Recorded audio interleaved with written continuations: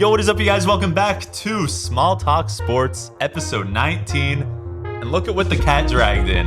You have a cat? No way. We have Noah Camras back with us for another episode. I know I left you guys for a couple weeks. Harry and I were off camping. We just got back this morning. Welcome back. Thank you. It was really beautiful. It was a lot of fun. We were actually on land in our little tent, but one of the park ranger volunteers told us to move our tent to this little campsite right next to a river. Oh. So Harry and I are holding this tent up. We're dragging it around the campsite. And it was a really wonderful experience, a nice little reset. But I knew that since I was leaving you guys for a little bit, I had to bring back someone special to this show. You guys have requested him enough. So please, without further ado, Noah Camras, welcome to the show. Thank you very much for having me. It's an honor. It's an honor and a privilege. Yeah, and I hear that you're also a fan of the podcast too. I listen every single week. I was sad there wasn't one this past week, but I'm excited for this one. Hopefully I don't remember what I say, so then it's kind of a surprise again. That's good. Yeah. I like that. All right, so I apologize to you for not having one last week. No worries. I apologize to you as well, but we're back into it. We have the Dodgers. We have baseball. We have the All-Star game for the Major League Baseball Association. That's coming up on the 11th. And a lot of different signings happen in the NBA world. A few of them. Yeah. NBA free agency. Yeah, one or two happen. And of course, Wimbledon, the most prestigious tennis tournament in the universe that's happening right now. I say we jump right into it. What do you think? Let's jump right in. All right, so let's talk about the Dodgers.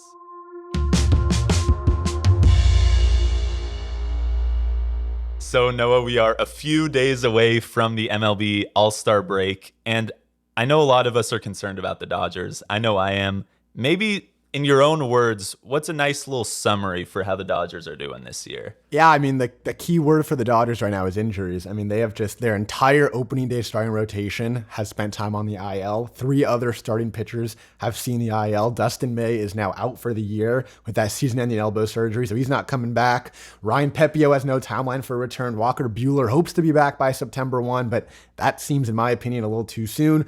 Kershaw, of course, the best and most consistent starter, is now on the IL too. So there's a lot of question marks in the rotation. Then you look at the bullpen, same thing. Injuries, inconsistent play. Daniel Hudson just went back on the injured list. He has no timetable for a return.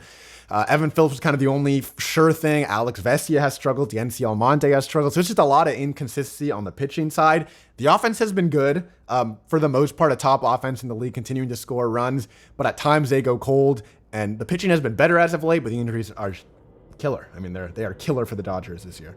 Yeah, and you talked a little bit about the relief pitching, and I would say it's a little atrocious at times this season. That's a good word. So that's probably a huge target for us with this trade deadline coming up August 1st for the Dodgers. 1st. Yeah, I definitely going to be a target. I think the Dodgers are going to need to trade for a starting pitcher, at least one reliever, and they're going to have to trade for an infielder probably, definitely a righty.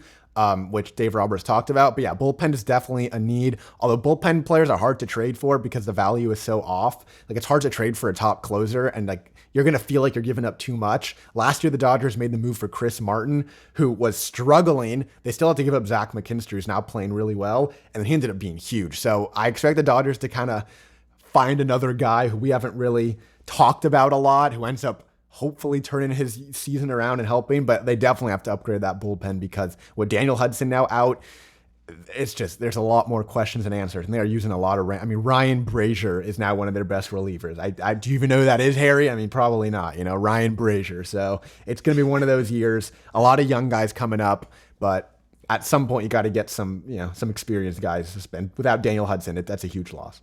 Well, I know that you just said we're looking for some of these more low-key guys to have these career revivals. They do. Over at the Dodgers. Oh, yes, that's what they love to do. The Mark Pryor Pitching Academy, yeah, as we know, revives careers left and right. A team that I'm looking at for the trade deadline that I know a lot of Dodger fans know this team. You know exactly who I'm about to say. The Chicago White Sox. Yep. They have pretty much all the boxes that you just said were unchecked for us. We can definitely check those around the All-Star break. What are some potential moves that we could make with the White Sox? Yeah, the White Sox have everything you need. They got starting pitching, Lucas Giolito, Dylan Cease. I love Dylan Cease. Lucas Giolito's from LA, he's a local kid. So those are two starting pitching options. Both would be really good. Cease is better. Giolito would be a little cheaper. Both would be good options. Then you look at the offense. Tim Anderson's obviously the guy who's been talked about forever. He's having a horrible year right now with the White Sox. I love Tim Literally Anderson. Horrible year. He hasn't even hit a home run. I mean, it's crazy how bad of a year he's having. So his value is going to be really low. He has a $14 million option next year, so a little pricey. But, if the Dodgers, they wouldn't just trade for Tim Anderson, but if it was Tim Anderson and Giolito or Tim Anderson and Dylan Cease, it gets interesting because that fills two needs. And then finally, the bullpen. Obviously, we have Liam Hendricks, who he came back from cancer, but then he went back on the IL. So it's we don't really know if he's going to come back soon, what that's going to be like. But Kendall Graveman is another name who's another bullpen guy that they have, who could be another good option. So they have all the boxes, like you said. The most obvious one is the Tim Anderson with one of the starting pitchers. But Tim Anderson's value is so weird right now because he's just been so bad that it's people don't really know if the Dodgers are going to want to get another underachieving bat right now. Well, if his value is so low right now and he is having this really stinky season, to say the least, so bad. Is there a package, is there a world where we get Giolito, Hendricks, and Anderson?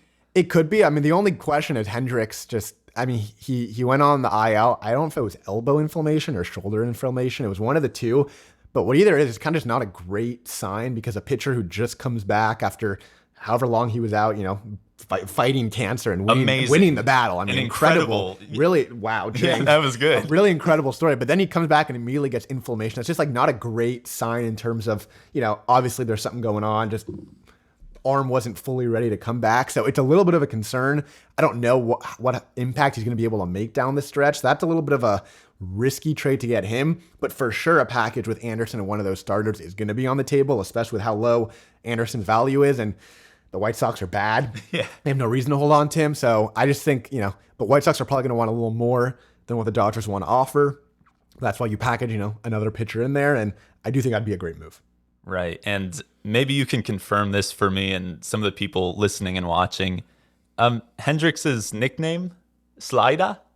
Slida? Yeah. Oh, wow, I don't even know. I know he's Australian. Yeah, I was reading about him the other day. Must be where it comes from. Slida. I've heard he's a really nice, friendly, funny guy. He has a great personality. Yeah. So maybe he kind of be a great clubhouse piece, especially 100%. I mean, if people would have fun with him, he's a great interview. I mean, all that kind of stuff. Just very concerned about his arm issues and if he's really going to be able to make an impact down the stretch on a Dodgers team that needs immediate help.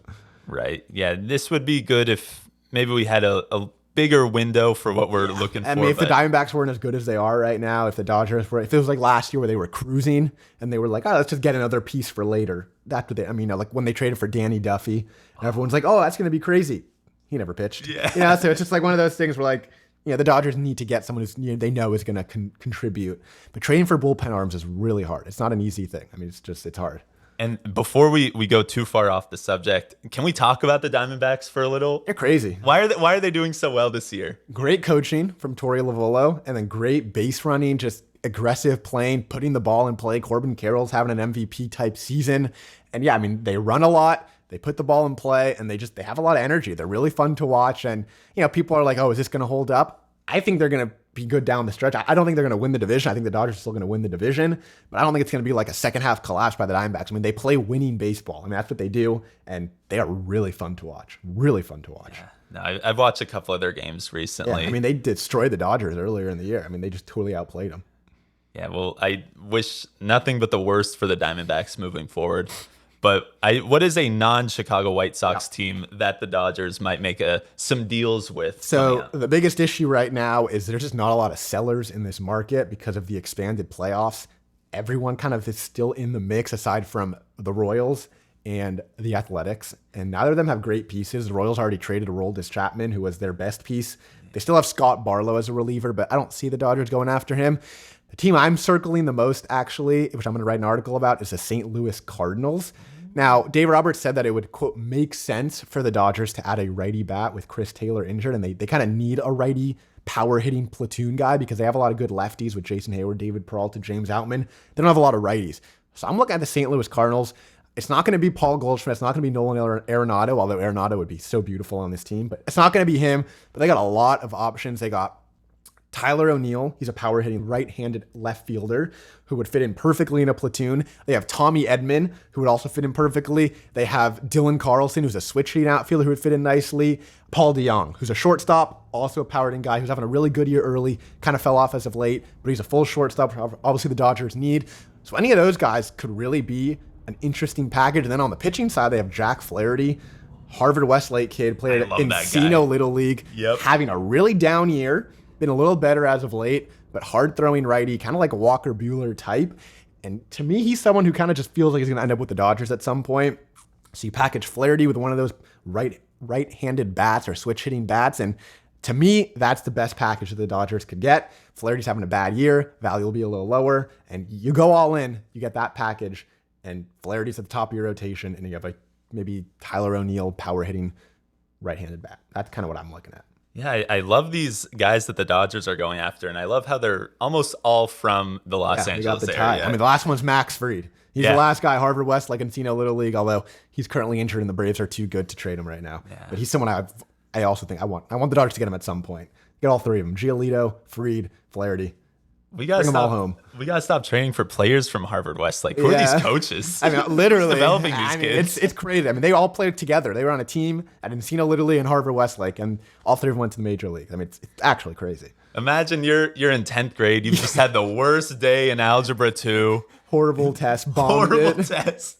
And you slump over to your high school game and look at this Harvard Westlake all-star team that you're playing. Yep. And then, it's like, all right, well, at least we don't have to face him again tomorrow. And then the next day, it's Lucas Giolito instead of Jack Flaherty. Okay, well, at least we won't face him the next day. And then the next day, it's Max Fried. I mean, it's actually crazy. That's a stacked team. But much like the Harvard Westlake all-star team, the Major League Baseball all-star teams were announced. Got a couple of Dodgers there, 5 to be exact. Are you excited for what's happening in Seattle? Yeah, I mean, most excited for Will Smith because he had not made an all-star team, the biggest snub of the last 2 seasons. So Will Smith finally getting the recognition he deserves. I hope he does something in the game to get, just to kind of put his name on the map. And I feel horrible for Clayton Kershaw. Makes the all-star team 10th time, tied a franchise record, and then he goes on the IL. He said he's still going to go, which is nice. He'll be in Seattle with his kids. They'll enjoy the festivities. A lot of Dodger fans were hoping that Evan Phillips would replace him on the roster. Instead, it was Pirates closer David Bednar, who was also deserving. And they ended up giving Kershaw a little gift of beer, which was kind of nice. He left because Pirates and Dodgers were playing. So he left him a little gift in the dugout, which I thought was kind of cute. That's very nice. But yeah, if anyone else needs an injury replacement, hoping that Evan Phillips makes it because he really deserves it. Yeah. But yeah, 5 All-Stars is nothing to be sad about. And a potential 6th. Hopefully. We're crossing our fingers on Evan Phillips as long as, obviously I don't want injuries, but if there are going to be more injury replacements, it always happens. So hopefully Evan Phillips can kind of sneak in there at the end because he's one of the best relievers in baseball. Yeah. All right, so I'm thinking we go over to the basketball world, talk about some of these free agents. I would love to. Let's do it.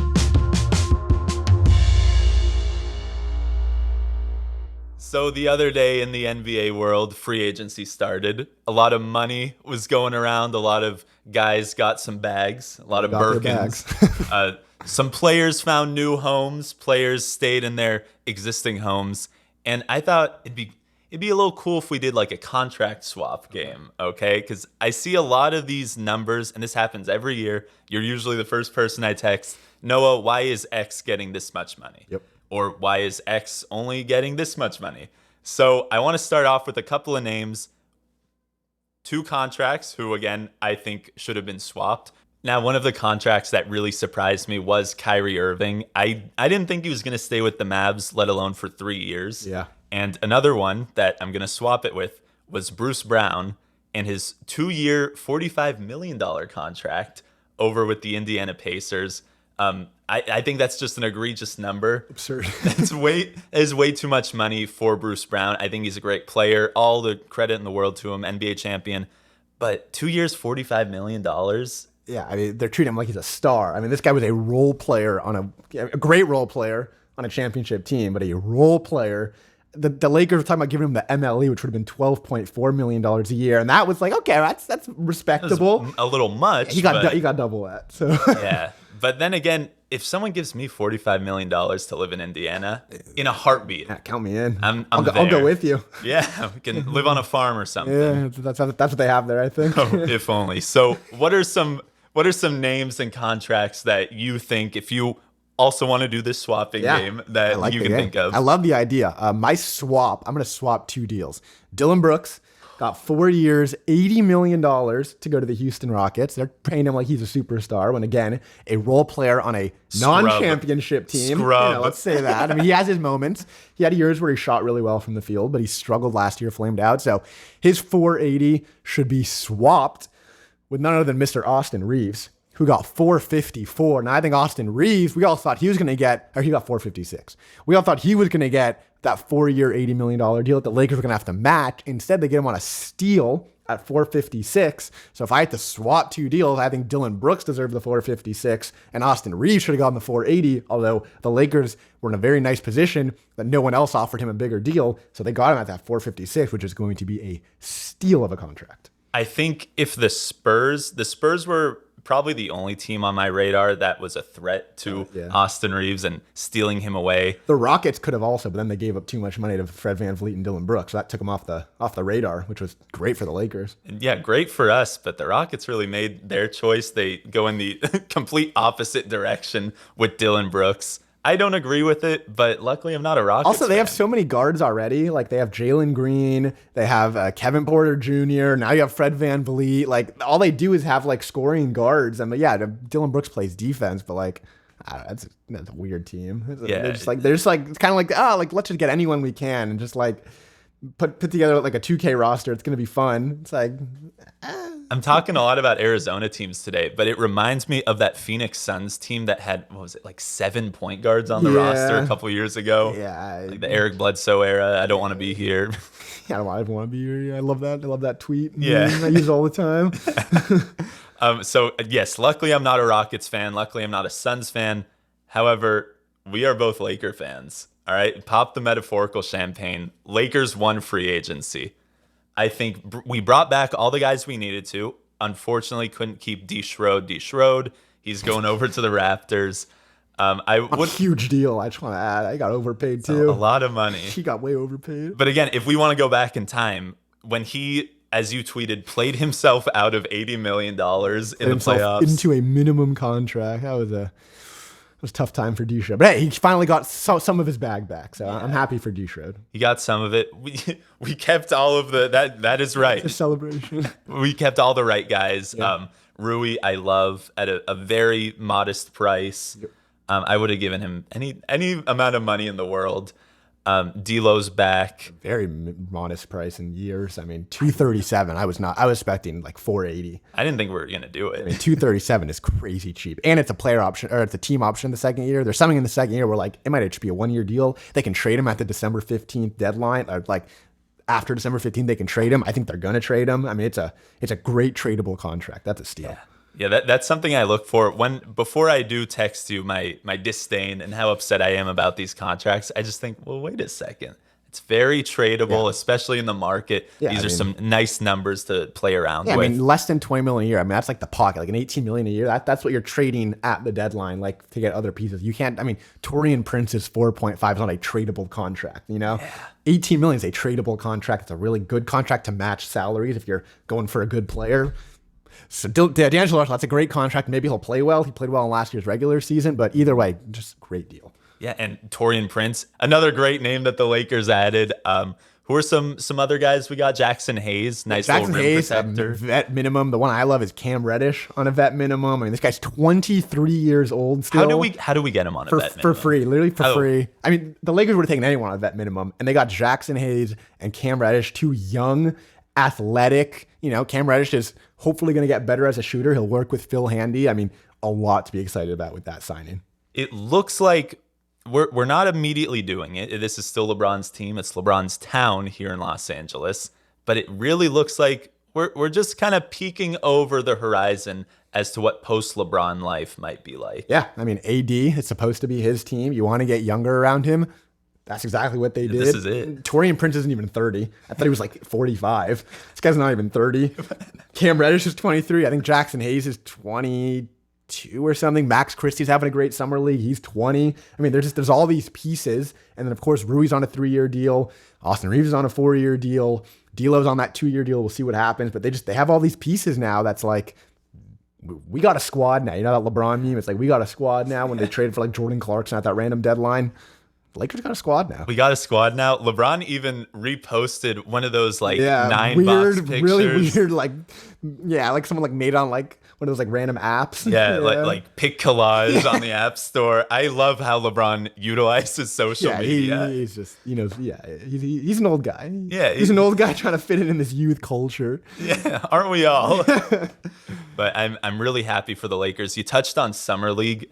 Lakers are looking good in Summer League too. We run the Summer League. They always. I remember like 6 years ago, like in 2017, when like we were treating that like it was like the NBA Finals. Like D'Angelo hits that buzzer beater, I'm like jumping up and down in my room. And like the next year, like Lonzo gets MVP, or like Kuzma like going off, and we're like, man, this is so fun. And then like they went like 20-62 in the like next season. I saw this thing on Instagram that that Lakers Summer League team with Lonzo and Kuzma, those were the 96 Bulls. Literally, I mean, that was so fun. It was like Lonzo, Kuzma, BI, Alex Caruso. That's where he kind of had like his coming out party. Yeah. THT ended up playing later on. I mean, it was just like, that was so fun. Showtime. Yeah, and now Max Christie. He's the one to watch. I think the Lakers' biggest upgrade is going to be Max Christie's year 2 jump. He showed so much promise last year. I'm putting that on record. He showed so much promise last year in his limited minutes. Great defender. He has a lot of size. He can shoot the 3. He's going to take a jump in year 2, similar to that THT jump that we all loved. I think he's going to have a huge role this year. He's going to earn rotation minutes, and he's going to be, I think, to me, the biggest guy to watch for in terms of the upgrade. Obviously, Cam Reddish is there, Jackson Hayes. Those are kind of like minimal like upgrades. I'm excited to see what Max Christie can do. Yeah, and he's one of the guys over at the South Bay Lakers. I have watched a lot of Max Christie last year. I would say every game that he played in the G League, I was watching. And just to watch him develop and get that confidence, he's the guy they're turning to for the last shot opportunities. That year 2 jump is going to be great. Is there anyone else from the G League that you kind of, or I mean, like, is Cole Swider potentially going to make an impact, do you think? Cole Swider, now he's got that thing on him. All right. He is deadly from 3-point range. I think he can develop. I think he needs a little more time. Cole, don't be mad at me for saying that, but he's definitely going to be someone who's similar to the role that Danny Green played for us over in the 2020 championship year. Nice shirt, Danny. Noah. Yeah, he's that one. Yeah. Danny. So I think Cole can be Danny for us. Yeah. But just LeBron loves his 3-point shooting teammates historically. So fingers crossed, no injuries. I hope nothing horrible happens. But if we need that next man up, if we need that guy from the G League, especially on the 3-point shooting end. And remember like when Matt Ryan came in, like saved the Lakers season? The 2 weeks of Matt Ryan were probably 2 of my favorite weeks of the season. It was so fun. Also, we totally forgot to mention Gabe Vincent. Oh my goodness, we forgot to mention. I just remembered him when you said 3-point shooter. I mean, this guy's a catch and shoot maestro. Yeah. Lakers got him for $333. They kind of basically traded him, like it was basically him over D Schroed, which makes sense because he's a better shooter. Fine with it. And he's probably going to come off the bench, I think, with D'Lo starting. They said it's going to be a competition. They're just saying that. It's going to be him off the bench, but he's going to play like 20 plus minutes a game, and his job is going to be to make the 3-pointer, and that's what he did well last year for the Heat. We're talking about all these backups on the team. I totally forgot about Gabe Vincent. I mean, because that was like their first one. It kind of like happened so fast. Oh, when it's all happening at once. It's chaos. But Gabe Vincent, 6th man of the year? Someone has to win. And he's going to have his opportunity. He's going to score. He's going to score. And I mean, they look for scores in those awards. Like who averaged the most points per game. He's going to get a lot of opportunities to score. He's going to have a lot of open threes, a lot of catch and shoot threes, and there's no telling what he can do when he's playing next to LeBron. Because LeBron usually guides his guys open. The only thing is we have to cross our fingers he doesn't get that Lakers curse. Everyone, you put on a Lakers jersey, forget how to shoot. Shout out Malik Beasley last year. He worked his way into like a veteran minimum with the Bucks because he just could not shoot. So let's hope he remembers how to shoot when he puts on that Lakers jersey. Yeah, for a lot of these guys, the bright lights of Los Angeles turn into too much. Like Kuzma said. It's not for everybody. I think Kuzma said that once. Yeah, he's right. It's not for everyone. D'Angelo Russell needed, 4 or 5 years away from LA? He needs to go to Brooklyn and Golden State and Minnesota, and then he can come back, and then he had to become a journeyman. Yeah, and then he forgot how to play in the playoffs. But that regular season was great. Fun. He'll be traded before the playoffs. You can mark my words there. He'll be traded before the playoffs. Wow. Yeah, he's going to be traded before the playoffs. Okay, well, why do you say that? Because they signed him to a deal where it's like he's not even going to. I don't even think they'd pick up the option for next year. I think this is very much let's start with him. Let's see how that thing goes. Unless he has like an insane year, which he won't. I mean, he'll be good. once December 15 comes around, you can trade some salaries around. They'll find the right move. And if Gabe Vincent's playing well enough, or Austin Reeves, they already said they want Austin Reeves to be more of a point guard this year. Right. So once they start making that maneuver, I think he's going to handle the ball. D'Lo's pretty much going to be like an off guard, like a 2-ball guy. And you don't need him. You don't need to pay him $20 million a year to just catch and shoot threes. So I expect him to get traded after the December 15 deadline. But unless he's having like an insanely great shooting year. But Okay. yeah, that's just when I saw that contract, I was like, all right, that's a very movable asset. Yeah. No, we're just talking about how tradable that number is. Yeah, I mean, it's a perfect, and they had the bird right, so they could go over the cap. So it's like, yeah, retain your assets and then trade them at the deadline. Alrighty then. That's what people do. That's how you win in the NBA. Yeah. You retain, you manage your assets, you retain your assets, and then you move them for better players. So It's a business. that's why the Lakers had a perfect deadline, because they retained all their important assets. They're not going to trade Rui. They're not going to trade Austin Reeves. But that D'Lo one was like, should they re-sign him? Should they not? If they don't re-sign him, they lose him. They just get nothing because they can't use that money for someone else because they were already over the cap. So it's like, you may as well re-sign D'Lo. And they got an insane deal on him, 237, and a lot of flexibility. And then, yeah, you trade him at the deadline when you could just bring someone in for that money. Okay then. It works out well. It really works out perfectly. I Yeah. could be wrong. I mean, maybe he'll stay, but I really think he'll get traded. I would say in the Western Conference, this is a team that made it to the Western Conference Finals. People forget that. And they improved. Yeah, a lot of people forget Yeah. that. I know Mike Malone hasn't forgotten that. But they're a Western Conference Finals team that improved, and the team that beat them, unfortunately, the Nuggets, I don't think they improved. No, at the all they trade did was deadline. lose Bruce Brown. Yeah, they just lost a key guy in their rotation. Which is funny because at the parade, Mike Malone's like, Bruce Brown's not going anywhere. Oh, Well, I guess money talks. He's going somewhere. And it's Indiana. yeah, maybe he can put that in his pipe and smoke it. Have you been watching a lot of Summer League so far? A little bit. I watched a little bit of the Lakers' first game. Just watched Max Christie go off. I'm excited about JHS. We didn't even talk about Jalen Hood-Schifino. Yeah. Honestly, Maxwell Lewis looked really good, the second-round pick. I'm excited to see what he can do. He can shoot. He got to the hoop a lot. But yeah, the Lakers have so many wings now. Everyone's like 6'8" and 6'9" and great. 6'7". It's like that's the new NBA. So they have all these wings. We'll see what happens with JHS. It's kind of my bold prediction. I think Maxwell Lewis is going to get more playing time than JHS this year. I don't know. I really liked what I saw of Maxwell Lewis. It's kind of early to say that, but I don't know. I like it, I think they'll both be good. Maybe not like they're not going to be like key rotational pieces this year, but but he'll get more minutes. another big one is Colin Castleton. He's the undrafted free agent they signed, and he actually took the similar route. Did you hear that story about Austin Reeves? So he has the same agent as Austin Reeves. Whoa. So Austin Reeves in his draft told teams not to draft him because he was going to sign with the Lakers after the draft. Colin Castleton did the same thing. He told teams, don't draft me. He signs with the Lakers, undrafted free agent, because he wants to be there. Same agent as Austin Reeves. They had the plan in place. So we'll see what happens with him. But he's stuffed the stat sheet in Summer League so far. So the Lakers need another big. I'm not saying he's going to have the job, but there's room for him to take it if they don't sign someone else. And he looked good so far. Well, let's just talk about this agent for a second. Yeah. This guy's a genius. Yeah, no, I mean, he with Austin Reeves, it was like they made a deal with the Lakers where he said, like, hey, don't draft Austin Reeves because he's going to go to the Lakers, which is why he went undrafted. He probably wouldn't have gone undrafted. He probably would have gone somewhere in the second round, but he knew he wanted to go to the Lakers. He ends up making a name for himself. Now he makes a bag in free agency. I mean, great for him. Got paid. So Colin Castleton went the same exact route. So we'll see what happens with him. I mean, he'll probably spend a lot of time with your South Bay squad. Oh, yeah. But the Lakers do need another big. So right now it's just AD and Jackson Hayes. So maybe it'll be Colin Castleton. He's from Florida. Remember the name. It's a good name. Okay, King of the Castleton. There it is. We already got his nickname. Another non-player, a non-Laker player that I've been watching in the Summer League. He was a non-player last year, Chet Holmgren. Yeah. How come everyone has seemingly forgotten about how good he is? Everyone's kind of talking about Victor for the Rookie of the Year, but let's hold our horses because Chet Holmgren's he's gonna have his name in the hat. I mean, he's a very similar player. He got the size, he can shoot, he can handle the ball. Right. The Thunder are gonna be so much fun to watch, and can't that wait. first Chet Victor matchup is probably gonna be like the most absurd thing like we've ever seen. Just two giants like trying to cross each other over. I mean, it's gonna be absurd. Those collisions. Have you ever taken like a handful of popsicle sticks and just thrown them on the floor? Yeah, I'm scared when they bump into each other and like neither of them like know what happened. Like kind of both just like collapse on the floor. Yeah, It's gonna be I do. giraffes running into each other. I don't know. Two baby giraffes. Yeah, like they don't really know how to walk well. And oh no. they're gonna be fun to watch. Though. Victor Wembanyama has a crazy training regimen. He sleeps 10 hours a day. That's something I was watching on. I think it was like his pre-draft package on ESPN.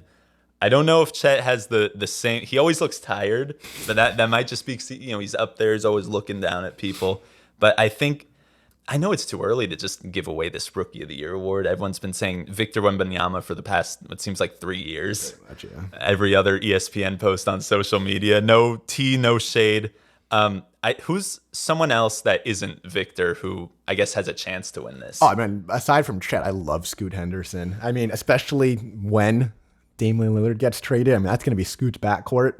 And I mean, he's such a fun player to watch. So I'm looking at Scoot once the Dame trade ultimately goes through, which he's going to get traded. I said a few months ago, I'm like, this is going to be the offseason. He finally requests that trade. I felt it coming.